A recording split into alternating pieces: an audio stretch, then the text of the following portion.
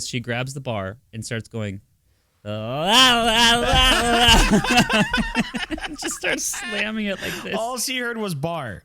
Yeah. Yeah. And I'm sending you a picture. This is the face that Graham gives me. He's so mad. Look at his face. He is so upset. That is the face of, get this person out of my helicopter right now. Yes, that's so true. He's so and mad. I just shout over, I'm like, "Welp, you're buckled in now, son." Yeah. And it just takes off. What a way to can't wait till you find out how all of this is somehow your fault. Yeah. Yeah. I'm like, why don't you tell her she's just like her mom? Yeah, that really goes over well.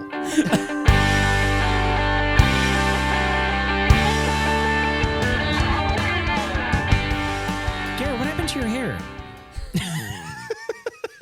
Hi, everyone. Welcome to Hair Gravy, apparently, because that's how we start these episodes now in the 70s. What Talking happened? about Garrett's hair. Gosh, okay. Like My and subscribe co- wherever at. Like and subscribe wherever at. Give us a 5-star review. Blah, blah, No. blah. All right. You mentioned 70s, okay? Because We started off 3 episodes ago. What's wrong with your face? There's a big scar. yeah, Last episode. What's up with that curl? yeah, that was just your hair. I'm slowly attacking Garrett. It's okay. I'll let you. Yeah, I will be gracious and not give you the grocery clerk treatment that I normally give people. Can you zoom can you scoot back or something? Because your hair looks like not all the Garrett. See, here's the thing about when you're trying to give directions to a child. I'm back here now. Yeah, okay. Garrett, I haven't seen you that far away from somebody since they had a cold around you. So last week. Yeah, man, it feels like I feel like the Family Guy cutaways are just happening more naturally for us now. We had a staff get together. One of the families of our church had invited all of the staff together to their house, and they forgot that we have 18 children between all of us now. Yeah, and one of the kids was sick. Good. So that means all of you. Yeah. We found out that day. Yeah. And Pastor Jesse was in the jacuzzi with all 16 of them when they told us.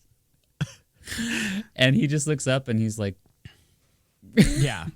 And then the next staff, they were praying for, let's pray that everyone gets better. And I was like, no. Right, guys. I'm like, if you smash your hand with a hammer and ask God to not make it hurt, he's not going to. Scoot in, Gitchell. Okay. Is it bothering you? Your quote, no, but your quote reminds me of a saying that I heard that I really like, even though I myself am a Christian. I do still want to talk about your whole thing about the 70s, because that's actually going to segue into something I didn't put on for us to talk about that you might be interested in. Okay. But I heard a quote one day that, religion a lot of times is people's excuse not to take accountability for their own actions. And I was just like, oh my gosh. Did it hit you right between the eye sockets? I'm like, no, it hit me it was great. It's like, can you just, here's a bowl of cereal. Can you just pour that in here for me, please? So I can use that to eat my breakfast. Yeah. And then this comfort troll just comes out of the milk and he's like, here's a blanket. And it just unfolds and washes over. And you're like, oh, Saturday morning. Yeah. And then Pokemon just turns on the TV. And I'm like, no, God, Garrett, no. He's like, here's a blanket. I'm like, oh, thank you so much. Yeah. Oh, there we go. Yeah. But I love that quote, man, because so many times do I hear people saying thoughts and prayers for this. I'm like, what about thoughts, prayers, and a lot of legislation? How about that? Or thoughts and prayers and a lot of pre-planning before? I'd almost rather people say vibes. As a pastor, I just don't like when people are like, thoughts and prayers. I just want to be like, no, you don't. Yeah, I'm so. You and I. You're saying that because it sounds nice. This is bad.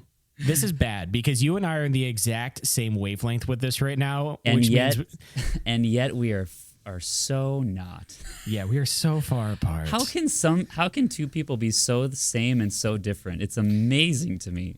It's crazy. It's called trauma and how we've handled it. Yeah. So how are you? I ate a whole box of Velveeta Cheesy shells before this. So good. I've been paid. Oh, okay. I thought that was going to go a different way. So Shelby's not around. That's exactly why I ate that. Okay, yeah. Yeah, because I there didn't it is. There it is. Yeah. She's not going to be home till like 6:30. And I'm like, oh, cheesy shells. Yeah. You're just standing there at the stove holding Kraft mac and cheese, and the one is the box of the shells, and the other is that packet of like chemical cheese that you pour on top of it. And you're just like, I don't know which one to eat. Yeah. It's like, why not both? You mentioned the 70s before the hair. So Garrett cut it like 10, 15 episodes ago. Garrett was talking about how he's growing his hair out to look more like a comic book shop guy. And only now have I noticed he's cut it back to his Bo Peep levels again. I was growing it out, and I was putting it back every day. Like I was like in a ponytail. And nobody was making fun of me, and I was feeling very left out. Oh, I see. So it wasn't bringing you the attention. I did it for attention. Yes. Yeah, I bet you did.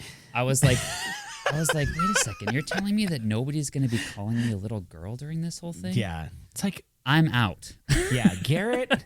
Here's the thing, Biscuits. I need you to know this. Garrett, most of the things he does is for attention. I love this show. This is a great show. I know that he loves his kids dearly, and he would die for both of them at a moment's notice, but I'm pretty sure they had the first one just because Garrett was missing attention. Yeah. Look at me. Oh yeah? Well, then you will look at us. Yeah.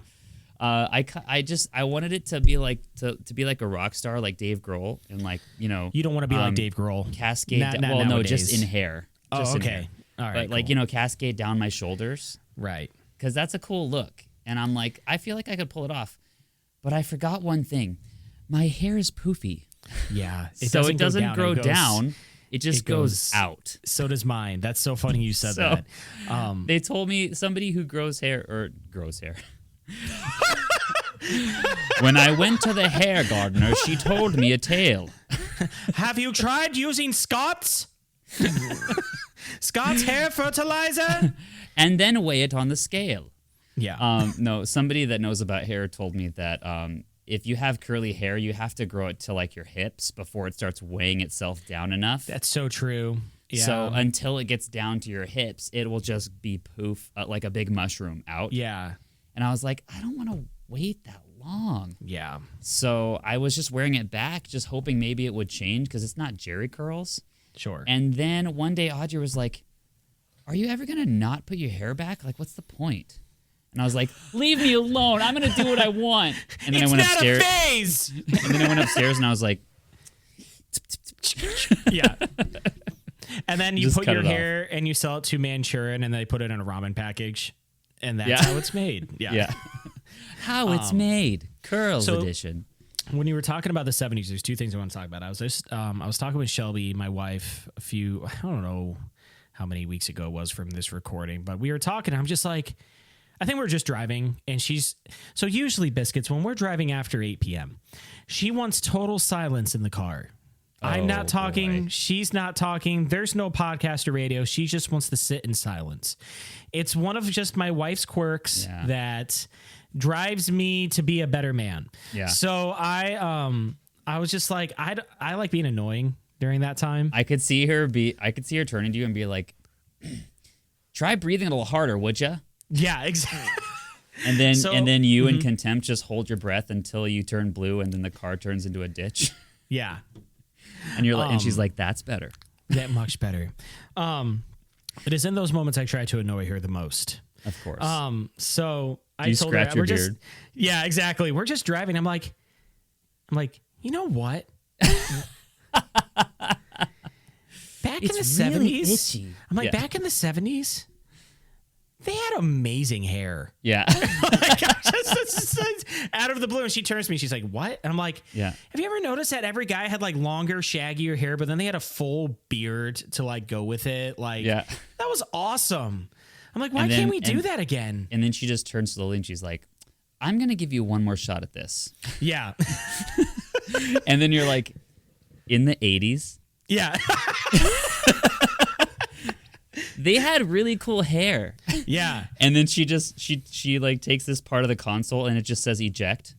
Uh-huh. And then she presses it and you're like, oh yeah, it's all right. You're going to leave the car. And then she presses it and you eject. Yeah, I'm just gone. And I'm like, well, at least I have this button for a parachute. And I press it and then just the anvil comes out over it. Acme. Yeah, just... Yeah. I say that because I've started watching Saturday Night Live again from the beginning, though. Give it from another the shot, very beginning. Well, okay. Yeah, like I used to watch it, but then it just stopped being funny and it started getting way too political. Like now that I've watched some of the early episodes, it always has been. Like that's what people have to know. Like it's always been like this, but lately it's getting like Biscuits, believe me, I am not here endorsing any political party whatsoever. You know me by now. I'm just not saying it. But it's just annoying when it's just the constant conversation. To me, it's like there's more to this. Yeah. But I was starting watching the 70s, and man, did they all look just so like, I don't even know how to describe it. Like, did you get to the King Tut skit yet? No, I'm in the like season 1 right now. Oh yeah, you're still a ways away. There was a dance troupe in Biscuits. You can look it up. I think they're called the Lock-Ins. Oh, Lockers or whatever.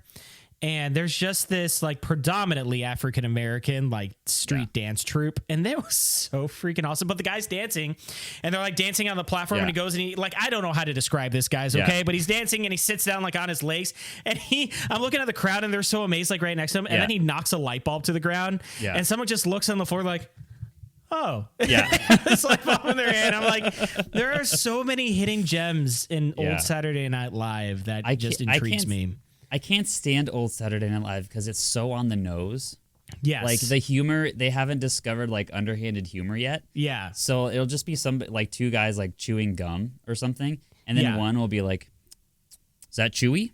And then the other one will be like, no, but he'll be here with Han Solo pretty soon. And then they'll just be like, ladies and gentlemen, live from New York, it's Saturday night. Yeah. And I was watching. That's not funny yet. I was watching one with the classic one with the bee costumes that like they kept getting a baby and they're like, it's a drone. And then the third one was like, it's a queen, and then the dad didn't know what to do with it, and it sucked so bad that the next episode, which was the second episode, they all came on stage. I forget who was hosting. Oh, it was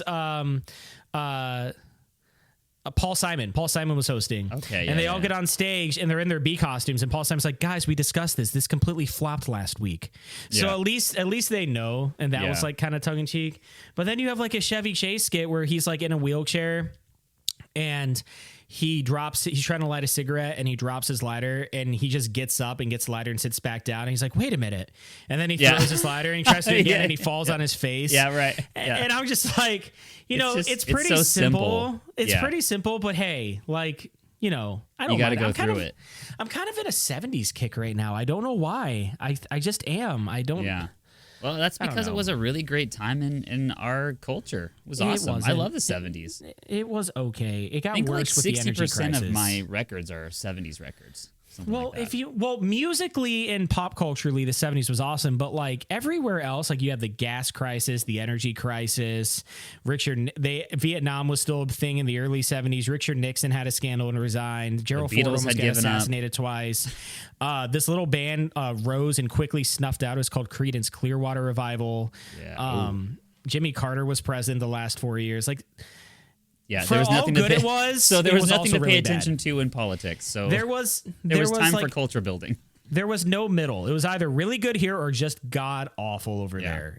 Yeah. There was a sweet spot of SNL, I will add, where it was like they finally got their bearings, and then I feel like that kind of ended in like the early 2000s. You know what I mean? Like 2009, 2010, and it kind of got too random and weird. Yeah, and everything was so pointed that it was just like, where's the original stuff anymore? Yeah, but like there was a sweet spot from the 90s, like early 90s, Adam Sandler, Chris Farley, those guys and all the way through the early 2000s through like the Next Regime, where it was just like every single episode had bangers in it. So It got real rough once Will Ferrell left. But I think there was this, because I started watching in like 2010, 2009 with like Andy Samberg, Bill Hader, Jason Sudeikis. And I think that was a really solid time. And they had Justin Timberlake on all the time. And that made it really good too, because you found out he's like actually really freaking funny. He is. Well, that's the thing, is really smart people are really funny. Yeah. We wouldn't know anything about that. Not us. Yeah. But I would say, after... I'll have you know, 66 people disagree with you. Sorry, 148 people disagree with you on Facebook. Yeah, they do. They actually think we're something else. But yeah, I'm enjoying it. I'm in like a big 70s kick right now. I don't know why. I'm just fascinated by it. I think it's because it's half a century old. It's weird. What's also weird to think about is how far away the 40s are. Right? Like World War II. World War II ended 80 years ago. Yeah, isn't that strange? That's a trip right there, because we're gonna see its 100th anniversary like pretty soon here. Hey, maybe we'll see the first anniversary of World War III soon.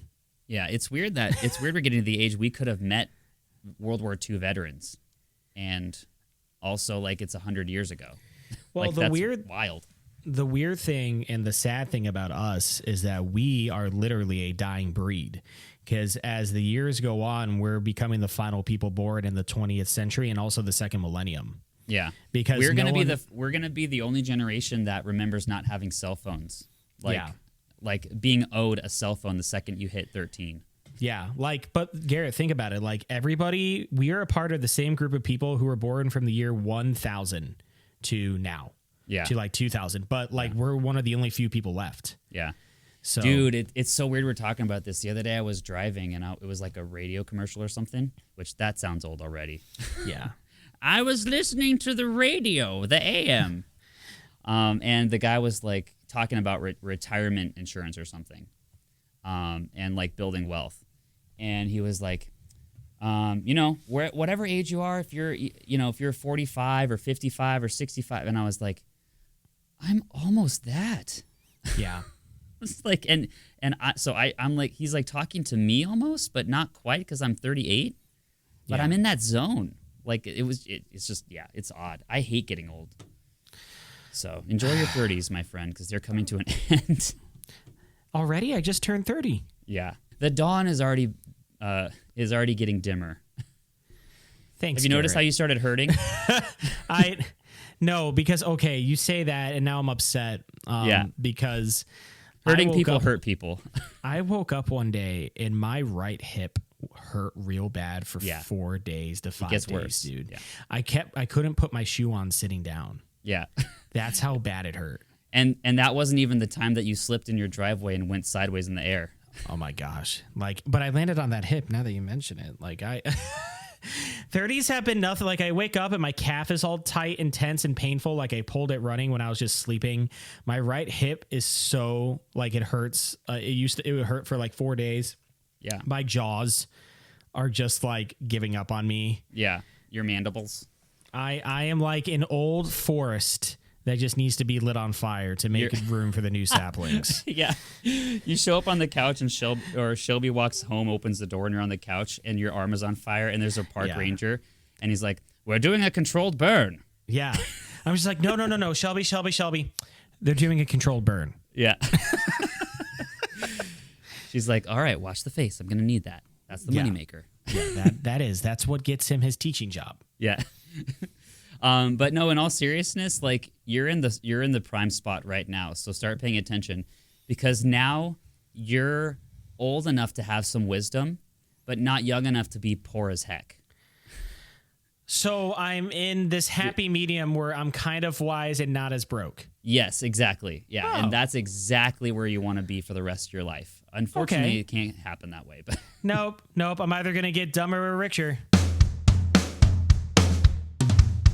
All right, Garrett. So I was... Seth is frustrated with me right now. I'm trying here to say what we're going to talk about next. Here's blah, blah, blah. And Garrett's like, no, I really think you can get mileage out of this one. I'm like, all right, Garrett, foot on the gas. Here we go. No, okay. No, seriously. Here's the thing. I believe in you. So it's Friday night. or it's Friday afternoon and I'm at school and I'm working. Yes. Yeah. And now I'm on the edge of my seat. And I'm doing my thing.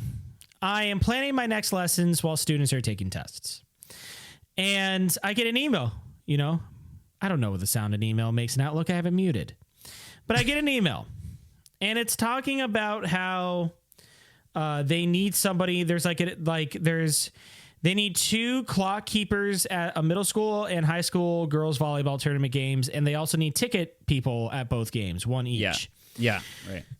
So I'm like, sweet. I would totally want to do the middle school one. Oh, yeah. Okay. I wanted, and it's on Saturday morning from 8:30 to 11:30. Oh, so you chose this path for yourself? Yes, and if you do it, it's 3 hours. You get paid $60. And I said, okay, I could always use $60. Yeah. So I decided, okay, I really want to do the middle school one because it's at the school I'm at right now, and I know where everything is, and I'll be probably in the cafeteria, and it'll be fine. So I text my wife. Sorry, hold on. Have you ever actually calculated the price per day of your house? I don't want to talk about it. It's only going to make me sad, Garrett. You need to do that. You need to do that the second that you get off of here because it changes everything. That's why I don't want to do it. You find out it's like $75 per day when you divide your mortgage by like 30. Yeah. And $60 then is like, I'm paying for my house today. Yeah. I wish it went that way. So I text my wife like, hey, I would totally like, to do this, get $60. It'd be awesome.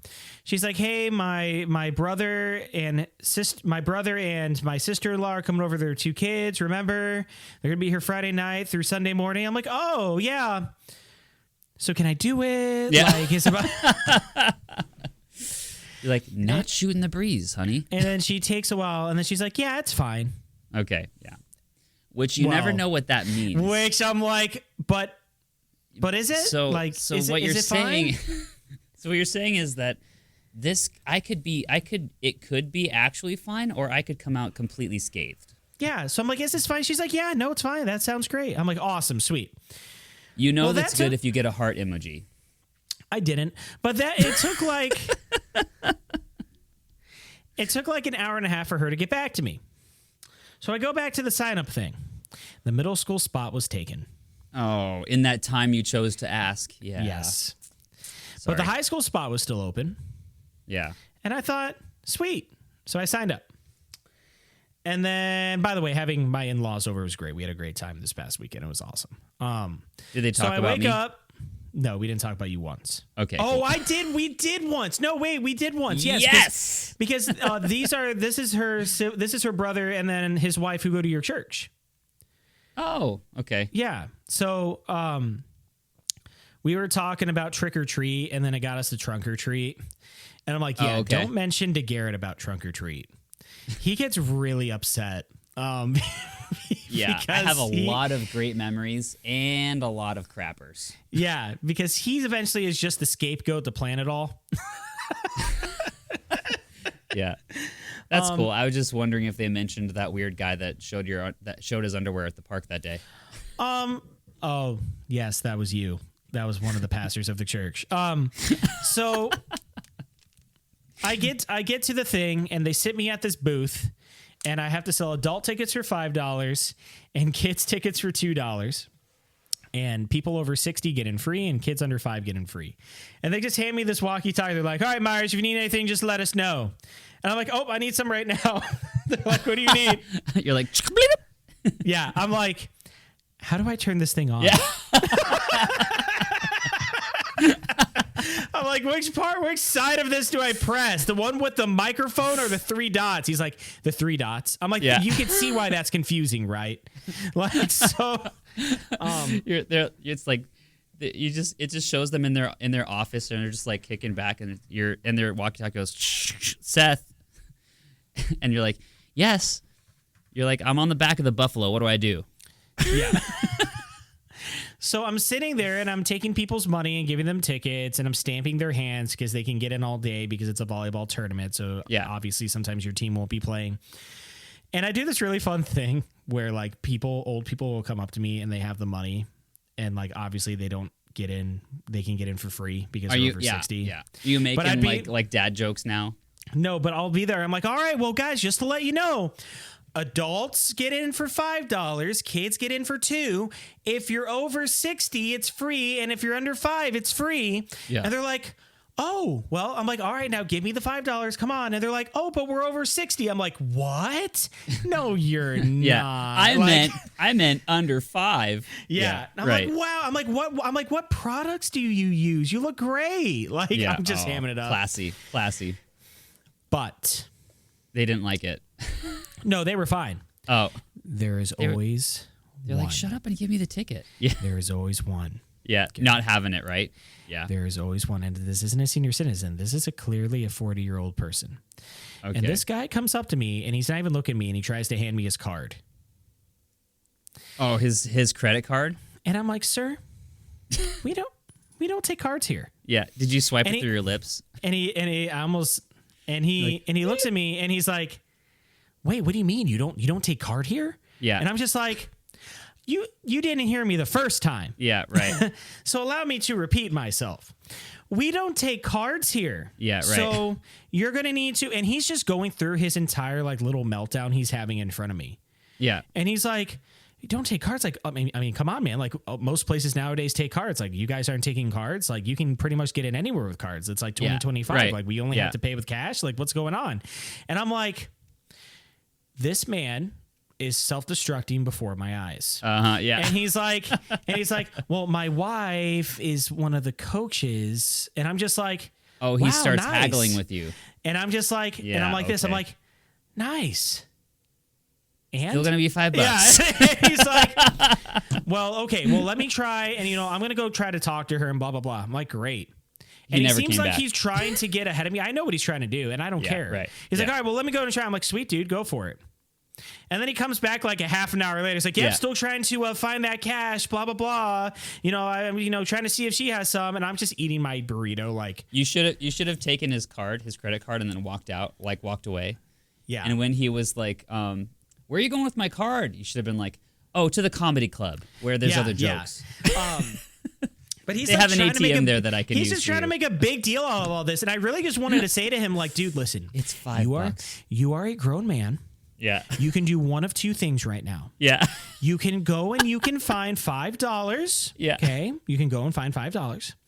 Or you can decide to sneak in and not pay money to go to a girls' varsity volleyball game. Yeah. That is your choice. It's two options. I don't care what you do. Just get away from me. From me, yeah. There's probably $5 in change in the parking lot. If I see this guy again, because his wife was one of the coaches, but they didn't go to our school. Yeah. But if I see this dude again, I'm just going to be like, hey, I remember you. You're the guy who didn't have $5 and tried sneaking into the volleyball game because your wife's a coach, right? Like, I was just so perplexed. Yeah. So at the end of it all, I signed a form to get the $60, and I totally was going to give the $60 to my wife for house decor or something. I wish I would have been there, dude. Me too. And I would have been like, I found the card reader, and then turned my butt to him. Yeah. And I made this money secretly for my wife, and then I come in and I'm ready to tell her, hey, this is for you. Oh. And then all of a sudden she says, hey, so my parents found out if I pay off the rest of my phone, I can upgrade for free to the new iPhone 17. I said, sweet. How much is that going to cost? She said, $220. I said, okay, well, you can knock $60 off of that because of this thing that I did. And all of that went towards that. And that's the end. Yeah. So it didn't go to something sweet. It went to normal, average, everyday life. And it took all the wind out of my sails. The balloon was popped. I was deflated. I'm like, okay, just wait. When you start having kids, there's even more ways to waste money. Yeah. Like shoes. Garrett, kids need shoes. I know. That's why I do gigs. But why is it It's awesome. Garrett's just playing out a street corner. He's like, and there's just a guitar case open. It's like, kids need shoes. Yeah. So I see on the notes it says, are you an Ohio driver test? Yeah, so this one's really simple. I thought it would be fun to find out if you, Seth, are a real Ohio driver or not. And so I created a series of multiple choice questions to ask you to find out if you're an imposter. I'm ready. Okay. Here we go. Question number 1. These are multiple choice. You're driving on the freeway from Sandusky to Cleveland at 9 p.m. Start swearing at him. Sorry, no, go ahead. When you encounter a driver going 10 miles an hour over the speed limit.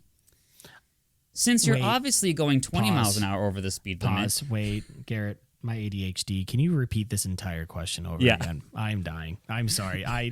You're a teacher. You're supposed to be able to answer like, Johnny has 70 apples, and he gives away 7 of them and eats 6 of them and slices up 40. How many miles does he have left to get to Columbus? Well, clearly we needed to be doing something about Johnny because he's eating all the apples when we clearly stated there'd be an equal division of them. Do you want me to start completely over? Just like, my ADHD. Okay. Go ahead. All right, driving on the freeway from Sandusky to Cleveland, 9 p.m. Sandusky to Cleveland at 9 p.m. Okay. When you encounter a driver going 10 miles an hour over the speed limit, since you are obviously going 20 miles an hour over the speed limit, you catch up to his front bumper. Oh, okay. Do you, A, flash your brights repeatedly and drive 1 inch away from his bumper until he moves? Okay. You're B, so bitter. Drive around him in the right lane, speeding up to 30 miles an hour over the speed limit, swing your bumper directly past his, forcing him to slam on his brakes? Okay. C, both A and B. Or D, slow down to the speed limit, creating more distance between you and the car in front of you. So all this is debatable because all of this is relative because number 1, I'm never going 20 miles over the speed limit. Okay. Well, 2, it's only 9 because 9 you're fine, 10 you're mine. That's how it works on the highway. Gotcha. Oh, okay. If let's change this to I'm going 9 miles over the speed limit and some doofus is going 2 miles under the speed limit. Yeah. If I'm going 9 miles over the speed limit and some guy, most likely woman, is going to... No, I'm kidding. It's actually like the men who tick me off more. I would try to go into the left lane and speed up 15 miles over the speed limit, at least to get past them. The only reason why I would go into the right lane is because there's somebody already in the left lane. I will not slow down behind them. The correct answer is both A and B. I feel like I'm failing. Question number 2. You are commuting to work in a 35-mile-an-hour zone. Do you, A, drive 20 unless with your arm out the window, waving for everyone to go past you for no reason with your hazards on? B, drive 45 miles an hour even when you see a police officer, knowing they will never pull you over? Or C, drive the speed limit? What's A? Drive 20, waving everybody past you for no reason. I would only go 40 miles per hour. Okay, that checks out. The correct answer is B. Because no one's ever been pulled over except for me in Ohio. Question 3. You're at a 4-way stop when another car arrives at the same 4-way stop as you. Do you A, decide together who drives through, depending on who arrived at the intersection first? Let's not even think about that one.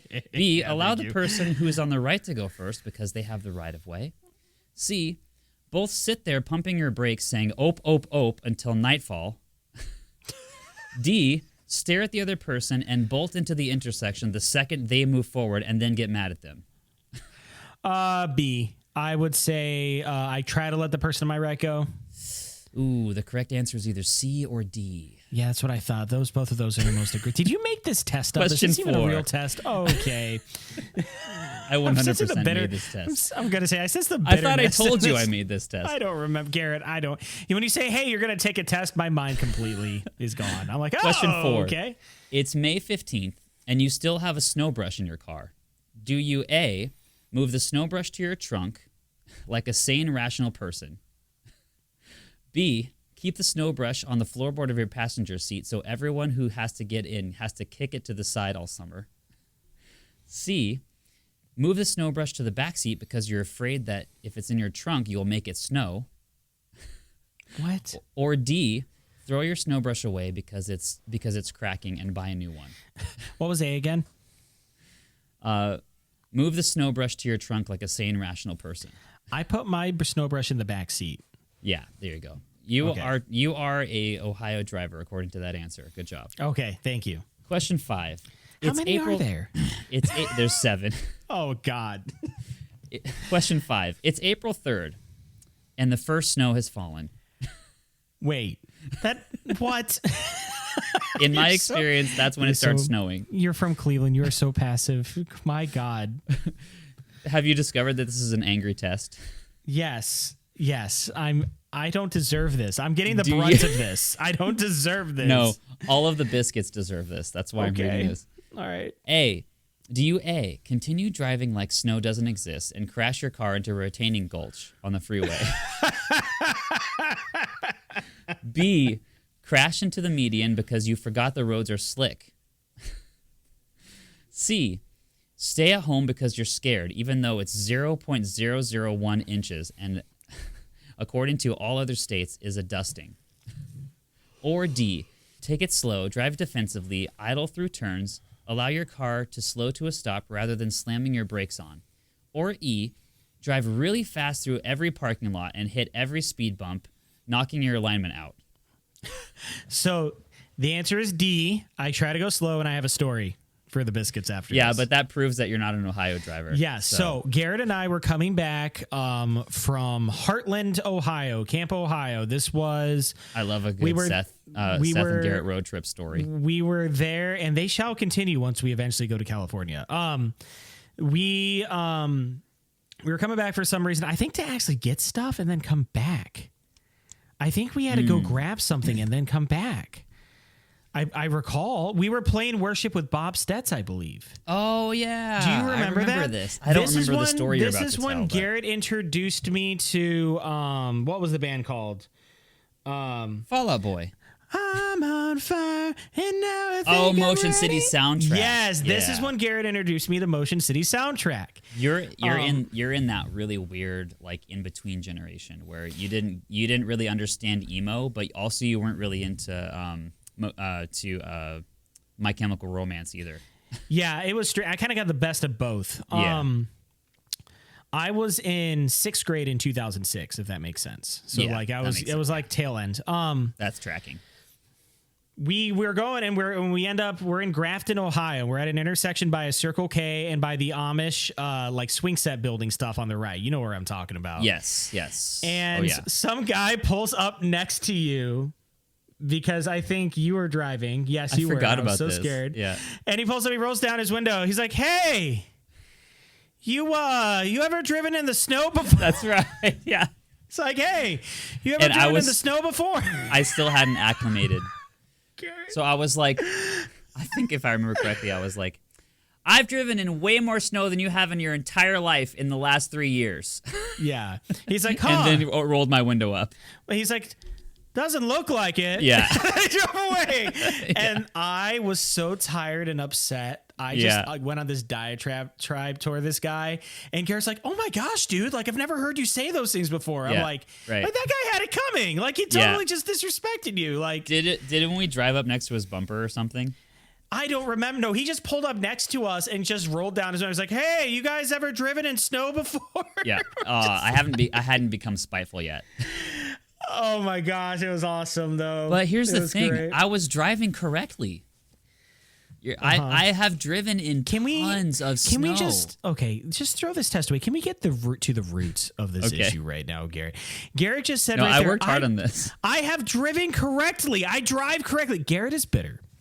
Question 6: because you encounter a bicycle rider on the road driving through on the bike lane of his own. Do you A, continue driving in your lane because it literally doesn't affect you? God, Garrett. If you biscuits, go back 2 episodes ago. Garrett talks about this story. Go ahead, Garrett. B, slow down, keep a safe distance, and go around. C, rev your engine so the bicyclist gets really scared. Punch the gas and speed around him, barely clipping his front tire so he knows you're mad, and forcing him to drive into a telephone pole. Or D, tell your daughter to hold your dog out of the window so it barks at the bicyclist and he crashes into a retaining ditch. Or E, both B and C. I'm going to say I'm going to go around him. Garrett, do you want to rehash the story about why you have that big scar in your forehead?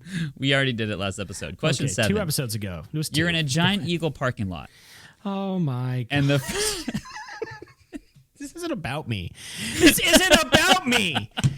This isn't about me. Garrett is bitter because of Ohio's driving. Garrett, all this is, Biscuits, is Garrett being passive aggressive for 20 freaking minutes because he has been wronged apparently in Ohio. No, go ahead, Ohio, Garrett. You know what you've done. I can't believe Ohio this. has the worst drivers. I've lived in 7 American states. Okay. Ohio has the worst. Okay. I've lived in 2 other countries. Ohio has the worst drivers. No, Garrett, You're in a Johnny Eagle parking lot. Give us number 7 and tell us how else drivers have wronged you in the past 9 years here. I am. I'm in the process. I know. I'm ready. Go ahead. You're in a parking lot. A Giant Eagle parking lot, and the first 4 spaces in each row are taken up by other cars. Oh my God. There happens to be 30 spaces in each row. Do you A, drive around for 20 minutes waiting for one of the first 4 spots? B, pull up to the cart zone and let everybody out, including your kids, even though it's 20 feet away from the 5th spot? C, follow somebody who's leaving the store in a really creepy way with your blinker on, letting everyone know that you're going to park in their spot.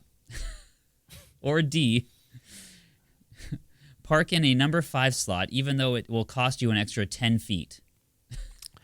Garrett, I don't have an answer to any of this other than go get help. The answer is A, B, and C. Okay. This segment has just been an entire bonus question. You're driving south on Interstate 71 from Cleveland to Columbus, where the speed limit is 70. Do you drive 50, B, 80, C, 85, or D, all of the above at different times in both lanes? All of the above at different times. There you go. You're an Ohio driver. Congratulations. Okay. Guys, listen, I'm sorry you guys had to be a part of that. We're trying to get Garrett the help he needs right now. Somebody to quote Garrett from 2016, somebody drink the bitter coffee. Therapy is expensive, all right? It's been 10 years. No, seriously though, the other night I was driving back from Cedar Point. Was all of this just the segue into a story? Three of those things happened to me. Okay. On one trip driving back. Yeah. And I drove the speed limit because if I don't, I get pulled over and get tickets. And there it is, Biscuits. Yeah. There it is. Sorry, not sorry. Garrett has let's just tear down this cardboard set and reveal what's really underneath all this. Garrett, no matter what, whenever Garrett goes down or up 71 in Ohio, he will always get pulled over. Yes, but not anymore. Every time. Because I drive the speed limit and I'm the only one in the entire state. In fact, everyone on staff, they collectively did a mutiny against me on one of the trips to Network Conference, and they specifically told me I'm not allowed to drive anymore because I go the speed limit.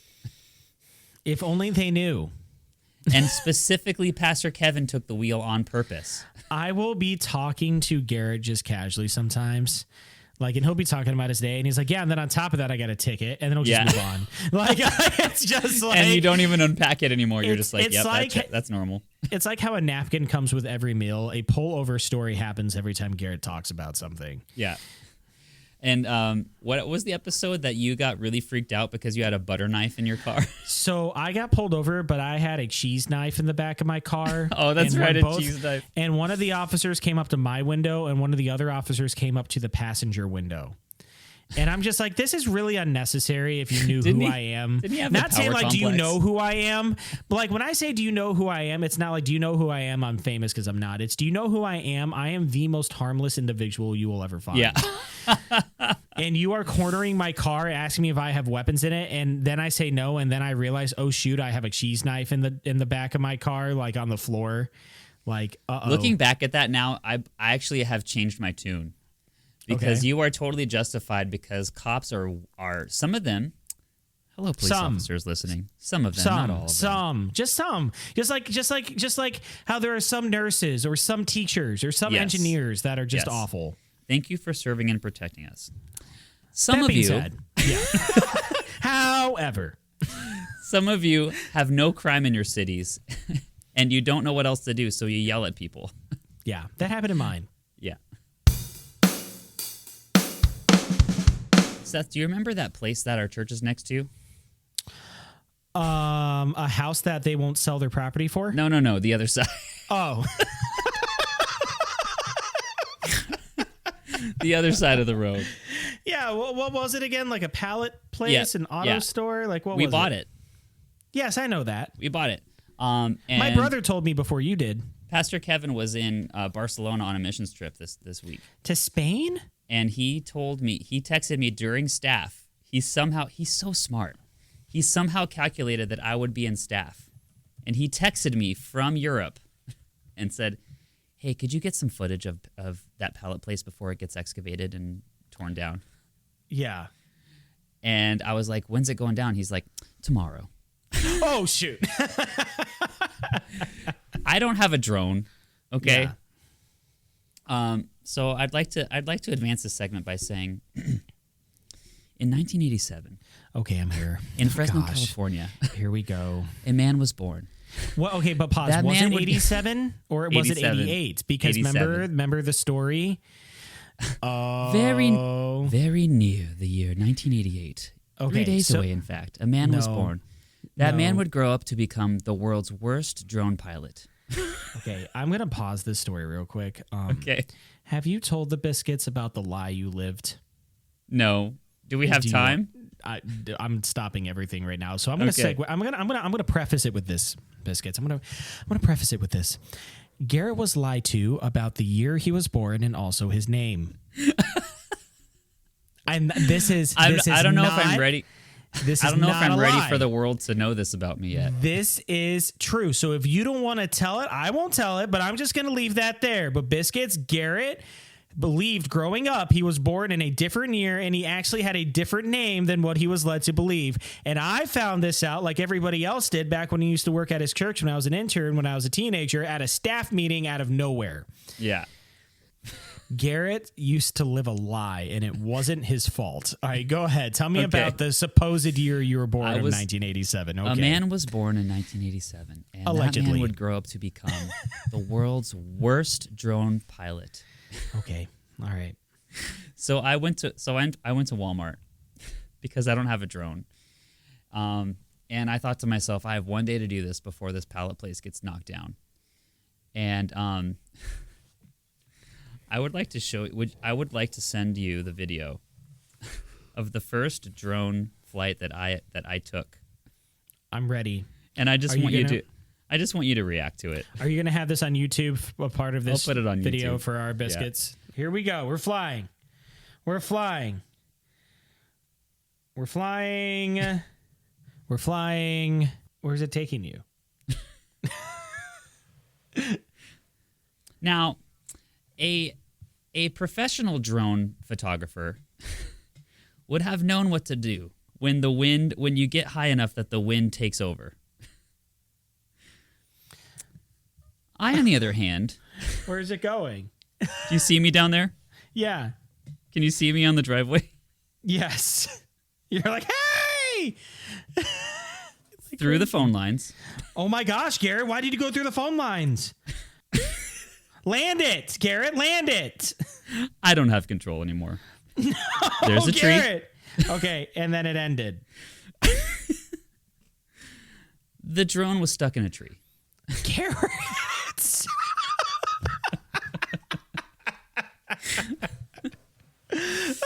All right. The second drone flight I ever took. I thought maybe if I took out in front of the building. Why can't you? Did you just crash it on the ground, Garrett? Keep going. It just crashed on the ground. It's not over. Okay. Go ahead and fast forward. I like how it got windy and a little pebble is just rolling by after you crashed it on the ground. Go ahead and fast forward to. We're going to. Oh no! Garrett, holy crap! You almost hit a car. Garrett, it's in the street. Garrett, it's in the street. Pick it up. I then took my phone and I called Danny DeJesus, our drone photographer. You almost hit a car. Yeah. Garrett. I actually did a third flight, which I didn't record because I forgot the SD card in my computer. You're You're the worst. I am literally the worst. So, Garrett, I hear that your son found out what every man eventually has to go through as it pertains to life outlook and our interactions with other people. I'm about to say something to start off this segment that I've never said before on this podcast. I was at Cedar Point one day. Okay, yeah. I took my kids to Cedar Point. So, Biscuits, you're going to notice, if you haven't already, that Garrett usually just goes through the same 3 settings. He's either at work, he's at home, or Cedar Point. Or he's at Cedar Point. Yeah. Dude, at least I go. I'm at Trip 11 this time. Yeah. I was literally talking to somebody in Cleveland, and I was like, hey, do you want to go to Cedar Point with me? Just like guys trip? And they were like, oh, yeah, I can't. But I really need to go this year. And I was like, it's October 3rd. And he's like, I know, I haven't gone. And I was like, yeah. It opened in April. May. Or May. Or April. And he still hasn't gone yet. So anyway, at least I go. So anyway, we're in the helicopter ride, and my kids both decided to go. My kids both decided to go to different helicopters. Elle goes to the purple one. Graham goes to the yellow one. And I'm sitting there and I'm smiling and I'm like, this is so great. Like just like watching my kids like grow up, and I'm like trying to take in the memories, like soak in, like, you know, the sun's shining. It was like 75 degrees. This was like a couple days ago. Right. And this woman shows up to Graham's helicopter. Oh my gosh. With like a guest child. or a worker. Okay. Guest. And she approaches Graham and she goes, hey, can my baby ride with you? And Graham gives me this helpless look like, what do I say? and I didn't know what to do. I was thinking about like all the things that could go wrong. Yeah. I was like, he might push her out of the helicopter. Like, what if he tries to like be mean or rude? And I'm like, but maybe it's like a life experience for him. Like, I don't know what to do. And he looks at me like, what do I do, Dad? and like every capable, caring father, I go, I don't know. I shrug. I'm like, I don't know. It's your life. You sure. Decide. So he looks up at this woman and goes, okay. Like doesn't know what to do. Nervously, like, yeah. All right. And so she puts her daughter next to my son. And he's just looking around like, what do I do? And I look at him and I mouth the words, be nice. Yeah. And Elle is just in the background in the distance in her helicopter, just like stroking her hair and just like smiling, and she's all excited. And I'm just like, no. I'm going to stay right here. I'm going to stay right here and make sure that this child is safe. And so Graham does something really extraordinary.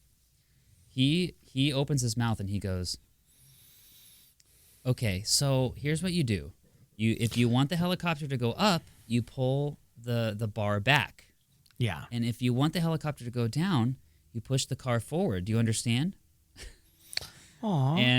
And this girl, she goes... How old is she again? I don't know, 2. Okay. Maybe. She goes like this. She grabs the bar and starts going... just starts slamming it like this. All she heard was bar. Yeah. Yeah. And I'm sending you a picture. This is the face that Graham gives me. He's so mad. Look at his face. He is so upset. That is the face of, get this person out of my helicopter right now. Yes, that's so true. He's so and mad. I just shout over. I'm like, "Welp, you're buckled in now, son." Yeah. And it just takes off. What a way to! Can't wait till you find out how all of this is somehow your fault. Yeah. Yeah. I'm like, why don't you tell her she's just like her mom? Yeah, that really goes over well. Make sure you're quiet and make sure she feels that you care. Yeah. And make sure you hear her perspective about this, about her shaking this helicopter up and down. Also find out her love language, because that's going to be important. Gonna give you a hint. It's not the quality time you're having such a difficult time with right now, by the way. So there you go. Oh my gosh. My son discovered that women are psychotic, and there's nothing that you can do about it. They just get put into your cart next to you. Lovely. All right, Biscuits, we're going to give you 1-star reviews today, but instead of using Amazon orders that we've had that have gotten 1-star reviews, we're just typing in random restaurants from random cities. 1 star, 1 star, 1 star reviews. Uh-oh. And we're going to read the 1-star review from that restaurant and that city we decided to take. So I'm excited. Who wants to start first, Garrett? Do you want to or you want me to? You go. All right. So I chose to type in McDonald's in Denver, Colorado. Okay. And the McDonald's that I found in Denver, Colorado is, I think it's one of many. It's average. It's at 505 East Colfax Avenue, Denver, Colorado. Oh my gosh, dude. We have never been closer to being shut down. Yeah. And do you not want me to give the address or when we start? No, that's fine. They deserve. They're on the website. Yeah. It's written on the internet. Anyone can find it. Yeah. So this was given in Denver, Colorado. Their average star rating is only 2.1. So I'm just gonna go for the 1 star. This was given. So you're saying that it's bad? Yeah. So this was given by Yan B in Denver, Colorado on September 27th, 2025. So just like a week ago. All right, Yan. Actually, exactly a week ago, I think. No. A little over a week ago, because, yeah. Here's what it says. They always get the orders right, but unfortunately, I went there one day to get my food and I was waiting in line and the lady kept calling out the people behind me. I was obviously first in line, but she was purposefully not acknowledging me. And then she was giving me an evil smile when she took someone else's order. I had to ask someone else to get my order because she went out of the way to ignore me. Here's the thing. People have other things going on in their daily lives, and we don't have time to deal with fast food workers that want to discriminate people and make fun of them because they're being discriminated against. Did she say what color the soapbox was that she's standing on? I feel so disrespected that I was waiting in line, and literally the lady kept calling people behind me. I do believe this was a racial issue. Unfortunately, which I hate to bring up nowadays, but she made it pretty apparent. That was what she was doing. This happened around September 26th at 11 o'clock. This is more than unprofessional. This is toxic. Okay. The thing is, you can't call somebody a liar because the perception is 99% of reality. So, and then the next one, real quick, was on July 9th. The next one was on July 9th. Before that, by Teresa J, and it said, "They take too long and are very rude. They miss lots of you food and give small bags."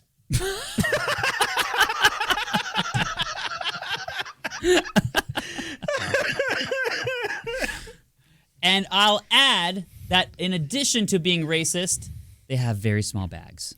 Yeah. This is given by Jeff S. on January 9th, 2025. Oh, this title is like this year. Here's the title. Do you want me to share my screen so you can see this? Yeah, please. All right. McDonald's at Colfax and Pearl, where disappointment meets ineptitude. McDonald's at Colfax and Pearl is the embodiment of fast food failure. It's not just bad. It's an insult to your taste buds, your time, and your wallet. This location takes the already abysmal McDonald's experience and somehow makes it worse. The prices are criminal. $10 to $15 for a combo meal? Are you kidding me? For that, I get a burger that tastes like cardboard, fries that look like they've been swept off the floor, and a soda so packed with ice it's practically water. And now is a great time to let everyone know this is my first McDonald's experience. Their food isn't just bad. It's offensive. The burgers are limp, tasteless atrocities that should come with an apology. The chicken nuggets, deep fried chunks of processed mystery meat pressed into shapes that don't resemble real food. And don't get me started on the fries. Greasy, soggy sticks of regret that are barely warm by the time you get them. As if they have been left in the fry basket hanging over the rancid grease they are cooked in for hours before being loaded with salt and thrown in the bag so that you have to fish them out of the bottom of a paper bag.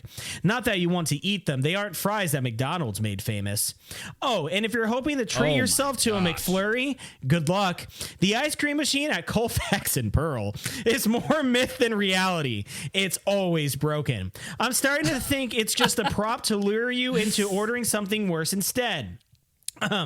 Let's not forget the real danger their food presents. This location, like many others, was recently tied to an E. coli outbreak traced to contaminated slivered onions.